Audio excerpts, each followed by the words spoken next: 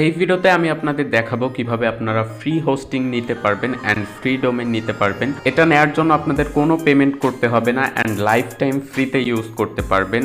ভিডিওর মূল টপিক শুরু হওয়ার আগে আপনি যদি আমার চ্যানেলে নতুন হয়ে থাকেন তাহলে চ্যানেলটা সাবস্ক্রাইব করে দিন অ্যান্ড পাশে থাকা বেল আইকনটা প্রেস করে অল সিলেক্ট করুন, যাতে আমি নতুন ভিডিওগুলো আপলোড দিলে আপনি সর্বপ্রথম নোটিফিকেশনগুলো পেয়ে যান। ফার্স্ট অফ অল ডেসক্রিপশনে একটা লিঙ্ক দেওয়া আছে, ওখানে আপনারা ভিজিট করবেন।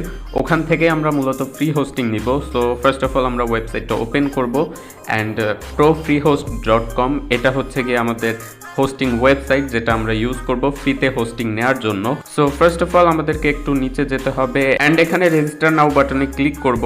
রেজিস্টার নাও বাটনে ক্লিক করার পর এখানে আমাদেরকে ইমেল অ্যাড্রেস দিতে হবে অ্যান্ড এখানে একটা পাসওয়ার্ড দিয়ে দিতে হবে। সো আমি জাস্ট ইমেল অ্যান্ড পাসওয়ার্ডটা দিয়ে দিচ্ছি। ওকে, সো আমাদের ইমেল অ্যান্ড পাসওয়ার্ড দেওয়া শেষ। আমরা জাস্ট এবার এখানে টিক মার্কে ক্লিক করব, বাট তার আগে আপনারা এখানে টার্মস অফ সার্ভিস পড়ে নিন, কারণ প্রতিটা ওয়েবসাইটে আপনারা জয়েন হওয়ার আগে তাদের টার্মস অফ সার্ভিস পড়ে নেবেন। আমরা কিন্তু টার্মস অফ সার্ভিস না পড়ে কোনো জায়গায় অ্যাকাউন্ট ক্রিয়েট করে ফেলি বা তাদের পলিসিতে অ্যাগ্রি করে ফেলি, যার ফলে কিন্তু আমাদের পরে লস হওয়ার চান্স থাকে। সো এখান থেকে আপনারা টার্মস অফ সার্ভিস পড়ে নেবেন। সো আমরা জাস্ট এখানে টিক মার্কে ক্লিক করব।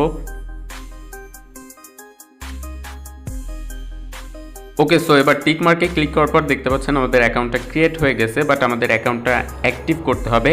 অ্যাক্টিভ করার জন্য আমরা যেই ইমেলটা দিয়ে অ্যাকাউন্ট ক্রিয়েট করেছি ওই ইমেলটা ওপেন করব।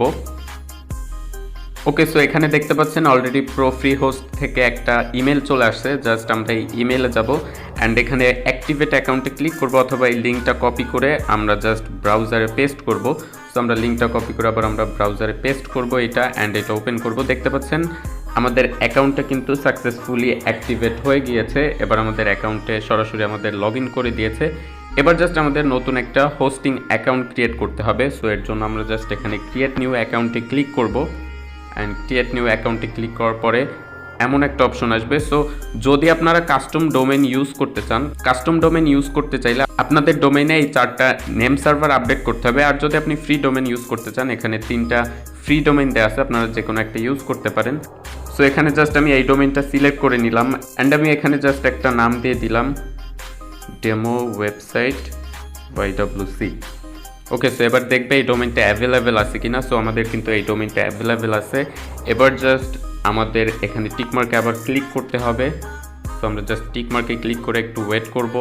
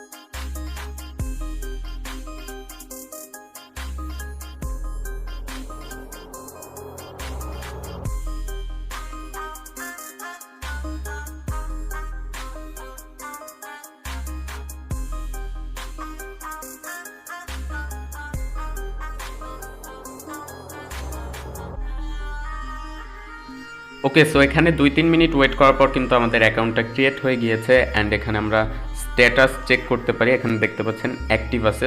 ওকে, সো এবার আমরা সি প্যানেলে লগ ইন করবো। সি প্যানেলে লগ ইন করার জন্য আমাদের জাস্ট এখানে ক্লিক করতে হবে অ্যান্ড আমরা কিন্তু আমাদের সি প্যানেলে রিডাইরেক্ট হয়ে যাব 2-1 মিনিটের মধ্যে।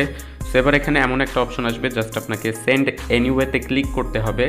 সো সেন্ড এনিওয়েতে ক্লিক করার পর কিন্তু আমাদের সি প্যানেলটা চলে আসবে, আমাদের সি প্যানেলে লগ ইন হয়ে যাব আমরা। সো আমরা যদি এখানে চাই ওয়ার্ডপ্রেস ইনস্টল করতে, সো আমরা ওয়ার্ডপ্রেস ইনস্টল করতে পারবো অ্যান্ড আমরা চাইলে কাস্টম PHP স্ক্রিপ্টও ইনস্টল করতে পারবো। তবে আপনার ওয়েবসাইটের জন্য ফ্রি হোস্টিং ব্যবহার করা কিন্তু একটু রিস্কি হয়ে যায়, কিছু অসুবিধাও আছে। সো আপনারা যদি ওইগুলো সম্পর্কে জানতে চান অবশ্যই কমেন্ট বক্সে কমেন্ট করবেন, আমি নেক্সট ভিডিও ওই টপিকে বানাবো।